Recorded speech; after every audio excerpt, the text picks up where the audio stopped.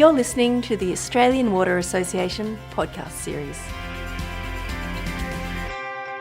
My name is Jo Taranto and I'm joined today by Associate Professor Liu Ye at the University of Queensland from the School of Chemical Engineering. And today we're talking about net zero emissions in the water industry. Liu, thank you for joining me. Thanks for having me, Jo. It's a great pleasure to be here. Liu, the impact of climate change has become more and more obvious, and I think we all recognise that greenhouse gas emissions must be significantly reduced in the next decade, to reduce those risks of catastrophic warming. What's the status in Australia at the moment, and indeed the world, when it comes to these net zero goals? Yeah, that's a good question. Certainly, we agree that climate change has to be shared or mitigated by all the sectors, and the water sector is one of those. From international level, I think all the government have made the commitment to reduce the emission. For example, Australian government have made a net zero emission commitment by 2050, and also US, European, it's all by mid-century, they will achieve net zero emission. And China also recently target to achieve net carbon emissions by 2060. And for water sectors, I think many Australian water utilities actually made even more targeted. For example, Melbourne Water, SA Water have made a net zero emission by 2030. Like Icon Waters, they made a commitment to reduce the greenhouse gas emissions, achieve net zero by 2045. So in general, I think all the water utilities and water sectors have made a clear target to reduce their greenhouse gas emissions and to achieve net zero emission. So there's obviously a commitment there. What are the key issues and barriers for achieving net zero for emissions for the water industry? Yeah, so probably I should first introduce about what does net zero emission means for water industry. So that means the water utility as a whole, they need to have a balance, overall balance between greenhouse gas emission they produced and also the greenhouse gas emissions taken out from the atmosphere. For water industry to look at the greenhouse gas emissions, we look at different scopes. So scope 1 is the direct greenhouse gas emission coming out from the treatment process during the wastewater treatment. And scope 2 emissions are the indirect emissions from their power consumption. So that's related to the energy consumption when they're used as pumping stations or electricity supply for aerations or other usage. So with scope 1 and scope 2 emissions as a total, that's the total emissions they need to report as a generation. And so what are the key barriers to do that? In terms of the barriers to achieve net zero, I think the first barrier is the policy level. So how government can make a policy that lead the industry through this process. So far, it's relatively less governmental guided. So far, it's more like reporting. There's no sort of guidelines to guide industry how to achieve this through this journey. In terms of the technology level, I think compared with the scope 1, scope 2 emission, because scope 2 emission is more related to the power consumptions. But because of the renewable energy is become more and more easy access, we have solar, we have wind, bio-treatment plant can also generate biogas from the waste activity sludge.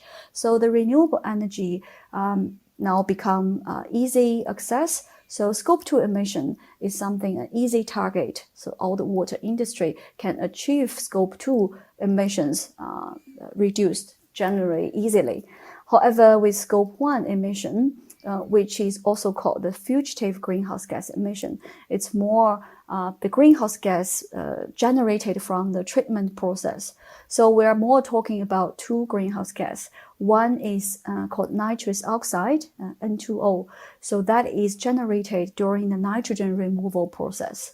The other one is methane. So methane is generated during the COD conversion or even generated during the wastewater transportation underground of the sewers. So these two greenhouse gases are very difficult to quantify. And also there's no such a guideline available to guide industry how to quantify, how to reduce them. So that makes very difficult for water industry to reduce their scope 1 emission. And you've obviously done a lot of work around this scope 1 fugitive greenhouse gas emissions, Liu. What have you been seeing and what have you been hearing in the industry when it comes to quantifying and managing those gases? Yes, so in the past 10 years, I've collaborating with many water utilities in Australia to help them quantify the scope 1 emissions from the treatment processes. They don't know how to quantify, so there's no methodology available. And also, after we look at the different configuration of the plant, we found that different configuration may require different quantification design. Second, in terms of understanding, so different plants really have their different operation conditions. So when we monitor the greenhouse gas, in the end, we found it's very related to the plant operation itself. So how to interpret the data from the quantified results, that's also very difficult. In your work, Liu, you talk about the fact that Australian water utilities are really pioneers in achieving carbon neutrality goals. Why do you think that is? I think because Australia is a developed country, so in terms of the management or operation of the plant, the technology is relatively mature. So I think the next stage for the water utility is how to achieve more energy efficient operation. And then more recently, they start to build up the sustainable management and also carbon neutrality goals in their strategic plan. That makes a lot of water utilities start to quantify their greenhouse gas emissions. More importantly, because I think at international and national guideline levels, currently the reporting is only using a fixed factor guide them to report their greenhouse gas emissions. So most of the Australian water utility believe that is not true. So they definitely want to know what exactly how much greenhouse gas is generated during their operation. So that drives them to look at how to quantify and how to mitigate their greenhouse gas emissions. It sounds like a case of necessity being the mother of invention, and that, you know, if we need to create something, we have to go about and do that. So what do you see in when it comes to technology then and knowledge sharing in some of the utilities that you've worked with, Liu? In general, I think in terms of technology, so with analytical itself, I think the detecting or measuring the greenhouse gas concentrations, that's quite mature, so that's not a concern. The more barriers or issues or technology there is how to do the quantification, how to generate a protocol for the industry to be able to apply these existing analytical tools themselves to quantify that. So that currently serves as a gap, so we don't have this hands-on protocol available for them. In terms of the data generated with a few water utilities I've already worked on, like Melbourne Water, SC Water, Icon Water, in general, they are quite open to share the data we have generated from the quantification project of their plant. So they would like to discuss with other water utilities and generate or share the knowledge they have coming out from it. So I think as a researcher, my goal in the next is to help water industry to as a whole work out how we can generate a protocol to help them be able to quantify these greenhouse gas emissions themselves. The second is how to guide them to understand the data and help them to work out a strategy to understand the emission itself and eventually linked with the operation conditions they applied to the plant. Then lastly is to give or provide some strategy or guidelines to give them an idea how they can change their operation to reduce the emissions. You've touched on it a little bit already, but what can the different stakeholders do to assist the water industry to really achieve those net zero goals? Okay, I think to achieve net zero goals, definitely there are different levels of input required. For example, as mentioned, there are some missing guidelines or policies in terms of guide the industry through. So I think the government should take initiatives to call for ideas or to making these policies to drive this to drive the net zero emission pathway happen across the water industry. The second is for the industry themselves. So I think many industry now start to look at the net zero emission path, and with some of them already achieved 100% renewable energy reducing scope 2, but some of them haven't started. So that's sort of a pathway so they can really target to reduce the scope 2 emission first and then move on to the scope 1 emission.